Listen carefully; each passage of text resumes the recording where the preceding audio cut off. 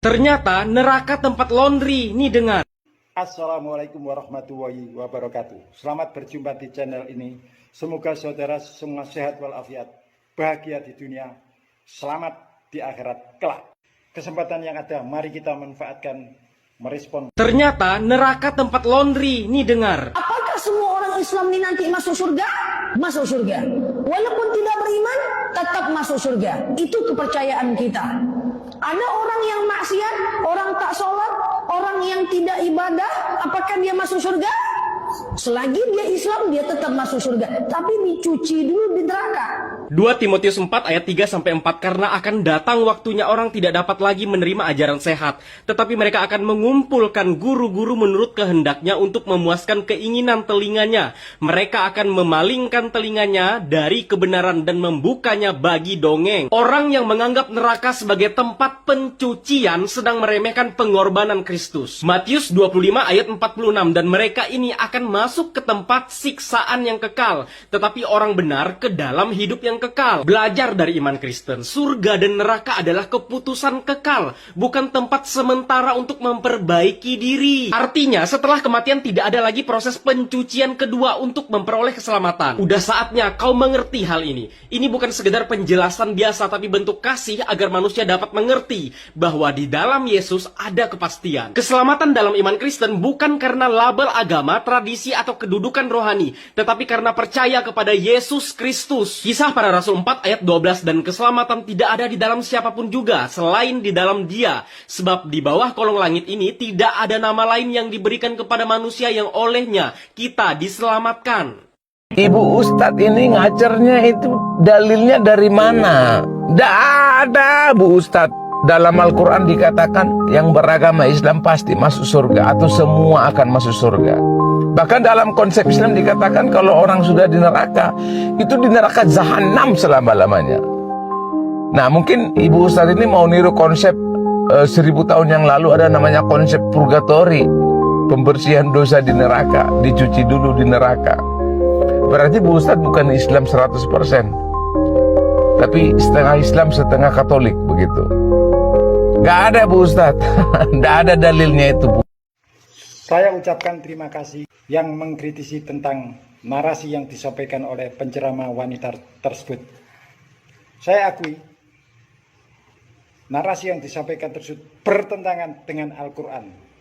Dan itulah kebanyakan yang disampaikan oleh penceramah-penceramah dari umat Islam, mayoritas atau mainstream, menarasikan kondisi serupa dengan yang disampaikan oleh penceramah wanita tersebut. Nanti akan saya sertakan beberapa jika waktunya cukup. Tetapi alangkah lebih bijaknya kalau kita saling sharing, berbagi untuk diketahui bersama. Ada beberapa aliran dari agama yang serupa yang saudara ikuti berdua menarasikan kondisinya berikut. Tapi kayak model kayak kita juga yang mau bilang ya nggak suci-suci amat juga ya, tapi masih lumayan.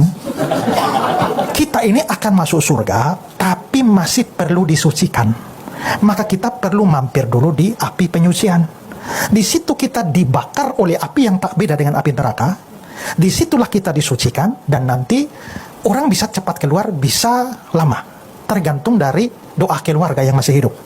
Makanya kalau papamu masuk ke api penyucian, kalau kamu rajin doa, ya beramal, itu papamu bisa cepat keluar. Tapi yang paling lama itu adalah sampai Tuhan Yesus datang.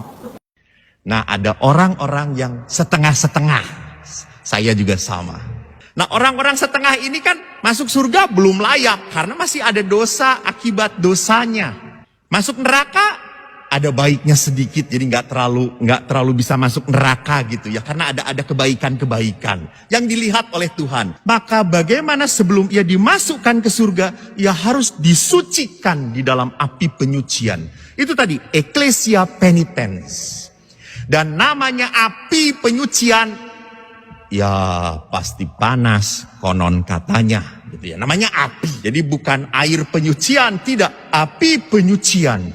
Berikut merupakan narasi tentang kondisi reward and punishment di akhirat nanti dengan dasar hadis atau sunnah yang faktanya bertentangan dengan Al-Quran dan atau mengingkari Al-Quran.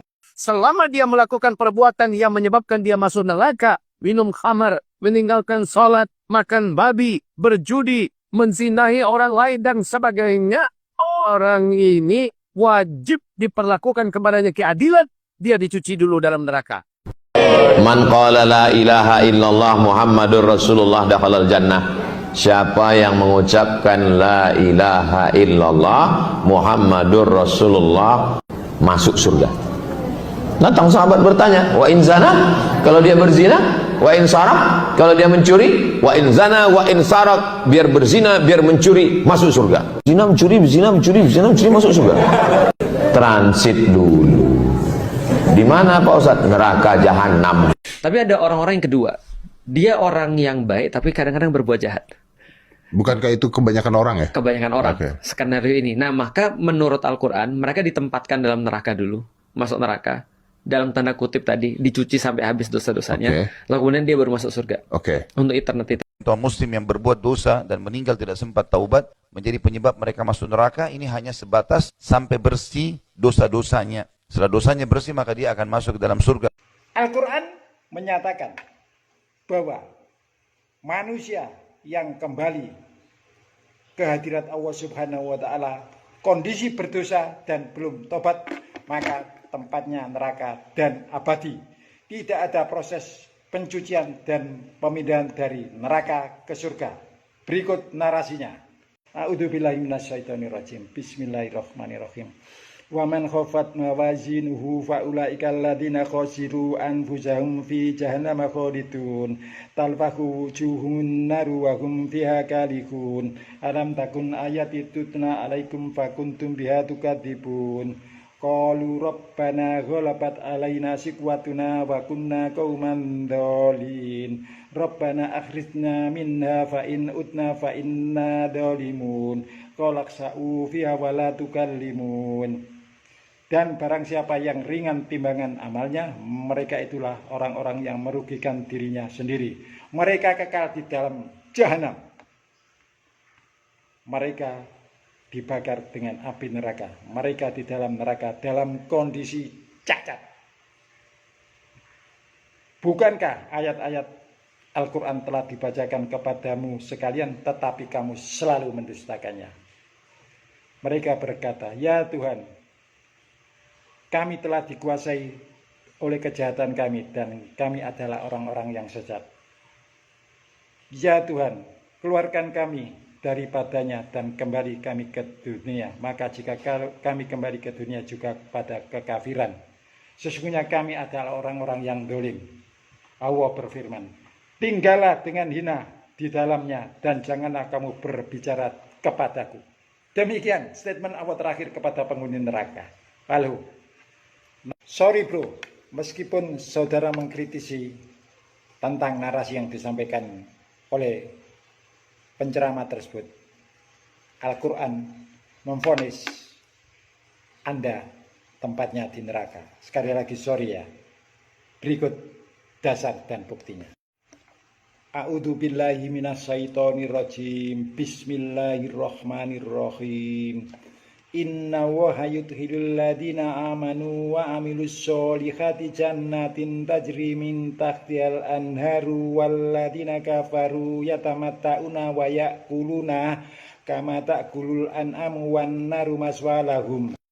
Sesungguhnya Allah memasukkan orang-orang mukmin dan beramal soleh ke dalam jannah yang mengalir di bawahnya sungai-sungai, dan orang-orang kafir yang bersenang-senang di dunia dan mereka makan seperti binatang, dan jahanam adalah tempat tinggal mereka. Cek kebenaran narasi Anda agar tidak tersesat. Demikian, maaf saudara, gaya saya seperti ini bukan apa-apa, tapi memang inilah yang saya mainkan agar kebenaran tersampaikan secara efektif, bukan fiktif. Bila ada yang salah, mohon dimaafkan. Wassalamualaikum warahmatullahi wabarakatuh.